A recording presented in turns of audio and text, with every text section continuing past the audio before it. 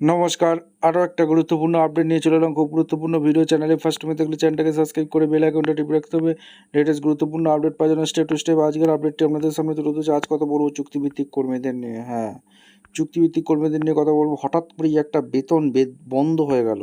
হঠাৎ করেই বেতন বন্ধ হলো চুক্তিভিত্তিক কর্মীদের। কাদের বেতন বন্ধ হলো অবশ্যই এই প্রতিবেদনে বলে দেবো। তার জন্য ভিডিওটা মনোযোগ দিয়ে দেখতে হবে, জানতে হবে, বুঝতে হবে।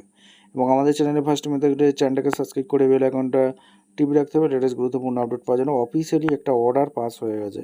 এবার তদন্তে সিআইডি, ঠিক আছে, কী কী আপডেট উঠে আসছে সমস্ত কিছু বলবো। স্টেপ টু স্টেপ আজকের আপডেটটি আপনাদের সামনে তুলে ধরছি। বিএসকে নিয়োগে অনিয়মের অভিযোগে তদন্তে সিআইডি, বন্ধ হলো কর্মীদের বেতনও। এবার নিয়োগ প্রক্রিয়ায় দুর্নীতির অভিযোগে উঠল বাংলা সহায়তা কেন্দ্রগুলিতে, আর সেই অভিযোগের ভিত্তিতে প্রশাসনের নির্দেশ তদন্ত নামল সিআইডি ওয়েস্ট বেঙ্গল। রাজ্য সরকারের পরিবর্তনের পর থেকেই তৃণমূলের বিরুদ্ধে একের পর এক অভিযোগ উঠেই চলেছে, বাদ যায়নি অন্যান্য সরকারি বিভাগের নিয়োগ প্রক্রিয়ার ক্ষেত্র। এই যে প্রতিবেদনটা করছি এটা শুধুমাত্র বিএসকের ক্ষেত্রে বলা হচ্ছে, ঠিক আছে। বিএসকে চুক্তিভিত্তিক যারা কর্মী আছে তাদের কিন্তু একটা খারাপ খবর আছে। ক্ষমতায় আসার পর মুখ্যমন্ত্রী শুভেন্দু অধিকারী স্পষ্ট বলে দিয়েছেন যে যেসব জায়গায় চুক্তিভিত্তিক কর্মী কাজ করছেন সেখানে ঝাড়াই বাছাই করা হবে। এমতো অবস্থায় প্রশাসনের নজরে এলো বাংলা সহায়তা কেন্দ্র যারা কাজ করে তাদের কিন্তু খুব খারাপ খবর।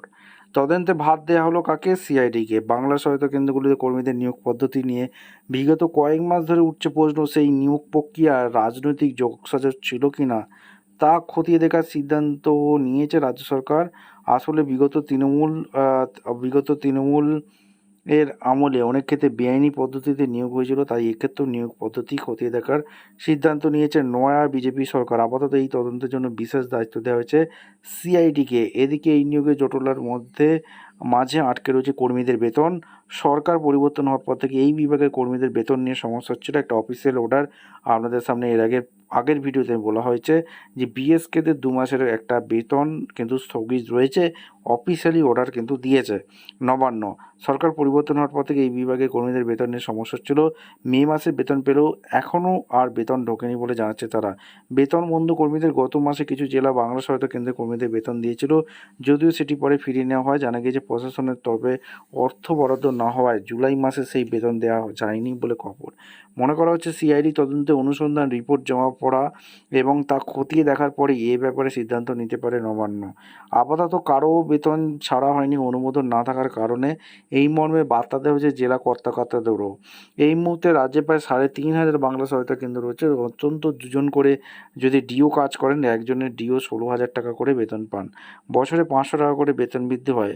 পূর্বতন সরকারের আমলে আরও 1461টি নতুন বিএসকে অনুমোদন করা হয়েছিল, কিন্তু এর জন্য কম্পিউটার সহ সব কিছু প্রস্তুতি হলেও নিয়োগে হয়নি সেগুলোতে। এখন সব মিলিয়ে প্রায় 7,000 ডিও কর্মরত রয়েছেন, কিন্তু বেতন একজনও পাননি। প্রাক্তন মুখ্যমন্ত্রী মমতা বন্দ্যোপাধ্যায়ের নির্দেশে বিএসকে চালু করেছিল সরকার। সব ধরনের পরিষেবাগুলো আবেদন করা, স্কুল কলেজের ভর্তি, বিদ্যুতের বিল, রেজিস্ট্রেশন, মিউটেশন সহ একাধিক কাজ নিখরচায় করানো হতো এই বিএসকেগুলোর মাধ্যমে। এখন দেখার এই বিভাগে কোনো বড় নিয়োগ দুর্নীতির অভিযোগ উঠে আসে কিনা।